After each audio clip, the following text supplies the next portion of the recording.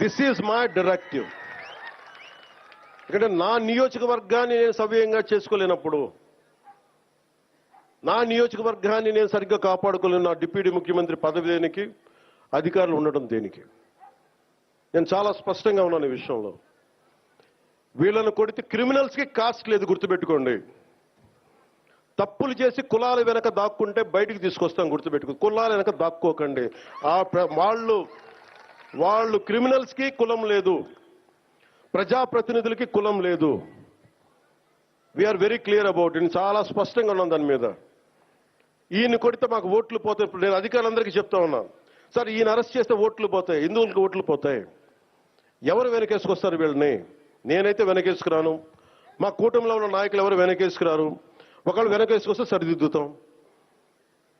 అంతేకాని నిస్సహాయంగా పవన్ కళ్యాణ్ బిడ్డలు బాగానే ఉంటారు, వాళ్ళు నాన్న రక్షించుకోగలరు. ఒక సగటు మనిషి, సగటు క్లర్క్, సగటు క్లాస్ 4 ఎంప్లాయ్, వాళ్ళని కదా సంరక్షించాల్సింది మనం. విఐపి ట్రీట్మెంట్ ఆగాలి ఇక్కడ, సగటు కామన్ మ్యాన్ ట్రీట్మెంట్ పెరగాలి. అది తిరుమలలో కావచ్చు, సగటు జీవితంలో కావచ్చు. ఇలా కాకుండా కూర్చోబెట్టి పోలీస్ 6 నెలల హనీమూన్ పీరియడ్ అయిపోయింది. హనీమూన్ పీరియడ్ అయిపోయింది అందరికీ, నాతో సహా. నాకు కూడా ఇంక లెర్నింగ్, కూర్చోబెట్టి రివ్యూస్ అని వదిలేశాను. నేను నుంచో చోట రివ్యూ చేస్తాను, అవసరమైన చోట నిలబడతాం, కానీ రాష్ట్రం అంతా తిరుగుతాం, మన పిఠాపురంతో మొదలు పెట్టుకొని. మీరు నన్ను నమ్మి గెలిపించారు, మీరు నన్ను, నేను మీకు నిలబడతాను, గుర్తుపెట్టుకోండి. మీరు నాకు ప్రోగ్రెస్ ఇవ్వండి, నాకు నేను మళ్ళీ పని చేసే ఓట్లు అడుగుతాను. కానీ ఈ లోపల మటుకు నాకు మీరు జేజేలు కొట్టండి, ఆటోగ్రాఫ్లో నేను ఇవ్వకపోవచ్చేమో, కానీ మీకు పని అయితే ఉళ్ళోంచి పనిచేస్తాను. మీరు మొత్తం 5 సంవత్సరాల పాలన అయిన తర్వాత ఇంకొకసారి ఇతనికి ఎమ్మెల్యేగా అవకాశం వచ్చింది ఇవ్వండి, లేదు నువ్వు మాకు నచ్చలేదు వదిలేయండి. మీరు నేను అంత నిక్కచ్చిగా ఉన్నాను, నాతోటి నేను అంత నిక్కచ్చిగా ఉన్నాను. అందుకని నేను చాలా చాలా స్పష్టంగా ఉన్నాను. 15 ఏళ్ల తక్కువ కాకుండా అలయన్స్ ఉండాలని మనస్ఫూర్తిగా నేను ఆ శక్తిపీఠాన్ని ఆనేసి చెప్తా ఉన్నా. కానీ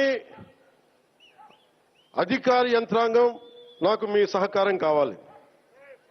నేను గవర్నమెంట్ ఎంప్లాయ్ కొడుకునే, లేట్ గవర్నమెంట్ ఎంప్లాయ్ కొడుకుని. నేను కష్టాలు నాకు తెలుసు. జీతాలు రాకపోతే స్కూల్లో నుంచి బయటికి పంపించేసిన సంఘటనలు కూడా ఉన్నాయి, నాకు అవి తెలుసు. నాకు కరెక్ట్గా కూర్చోబెట్టి 1వ తారీఖు జీతాలు రావు, 7కో 8కో వస్తే స్కూల్ నుంచి పంపించేసేవాళ్ళు నన్ను. అవి కూడా చాలా సందర్భాలు జరిగినాయి. నా కష్టాలు తెలియదని చెప్పకండి ఎవరు, నా కష్టాలు తెలుసు. అందుకే నిన్న ఎందుకు తగ్గి మాట్లాడతానంటే కష్టాలు తెలిసిన వాడిని కాబట్టి. నాకు అధికారం అలంకారం కాదు, అధికారం బాధ్యత నాకు. కానీ నాకు పిఠాపురం బాగుండాలి, నేను చాలా చాలా స్పష్టంగా ఉన్నాను. లా అండ్ ఆర్డర్ కనుక ఎవరన్నా సరే ఇష్టారాజ్యంగా, ఎవరన్నా సరే ఇష్టం వచ్చినట్టు చేస్తే తొక్కి నారత్తిస్తాను ఒక్కొక్కరికి. మా ఇష్టం కుదరదట్లా.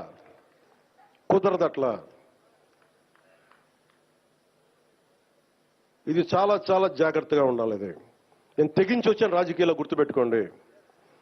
గుండాలకి చంపేస్తానంటారు నన్ను. మొన్న అడవుల్లోకి వెళ్ళాలంటే నక్సలైట్లు మందు పాత్రలు పెడతారంటే పెడితే పెట్టండి, పేలిపోతాను, కానీ నేను ఆపను నడక. అంత తెగించున్నాను, నేను గుర్తుపెట్టుకోండి. ఎందుకంటే నేను అభివృద్ధి కావాలి. పోలీస్ వ్యవస్థ ఏం చెప్తారు, సార్ అక్కడ వెళ్తే మీరు మందు పాత్రలు ఉంటాయి, ఇబ్బంది పెడతారు, భయపెడతారు. భయపడేవాడిని రాజకీయాల్లోకి రాకూడదు, మంచి చేయాలని వచ్చాను, నాకు భయం లేదు. నాకు అంటే ఇంత తెగించిన వాడిని ఆకు రౌడీలు కానీ చిల్లర వేషాలు వేసేవాళ్ళు కానీ నేను భయపడతానా? అందుకని చాలా జాగ్రత్తగా ఆలోచించి అందరూ దయచేసి మసలండి. ఎందుకంటే నేను తెగించానంటే మటుకు ఇంకెవరు తెగించరు, అంత పిచ్చగా తెగిస్తాను నేను. ఎందుకంటే నేను నిన్న ఎందుకు క్షమాపణ చెప్పాలి, ఎందుకు క్షమాపణ చెప్పాలి? నేను బాధ్యత అడిగాను, మీ ఓట్లు అడిగాను నేను. తిరుమల డైరెక్ట్గా నాకు సంబంధం లేకపోవచ్చు, కానీ నేను దాంట్లో భాగస్వామ్యం ప్రభుత్వంలో. మీరు నారా చంద్రబాబు గారు గెలవకపోయినా, నేను గెలవకపోయినా, 164 మంది ఎమ్మెల్యేలు గెలవకపోయినా టీటీడీ బోర్డు ఎక్కడి నుంచి వస్తుంది? చైర్మన్ ఎలా నియమితం అవుతాడు? ఆయన ఏ ఈఓ ఎలా నియమితం అవుతారు?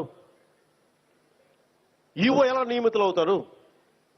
మేము గెలిస్తేనే మీరు, అది ఎక్కడి నుంచి వచ్చింది మా గెలుపు? మీరిస్తే. అందుకు మీకు నేను క్షమాపణలు చెప్పాను.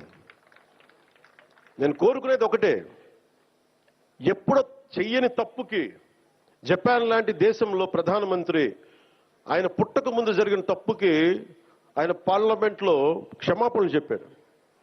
మనం నేర్చుకోవాల్సింది అది. వాళ్ళు చేయకపోయినా 3 తరాల ముందు తప్పు చేసినా క్షమాపణలు చెప్పారు. నేను ఈ రోజున అడుగుతుంది, టీటీడీ బోర్డు పాలక మండలి చైర్మన్ గారు కానీ, సభ్యులు కానీ, ఈఓ కానీ, ఏఈఓ కానీ, మీరు ప్రెస్ మీట్ పెట్టి క్షమాపణలు చెప్పండి. నేను క్షమాపణలు చెప్పినప్పుడు మీకు క్షమాపణలు చెప్పడానికి నామోషి ఏంటి? బాధ్యత తీసుకోండి. బాధ్యత తీసుకోవాలి. ఇది చాలా బాధ కలిగించేది. సంబంధం లేదంటే ఎట్లా? నా తప్పు కాదంటే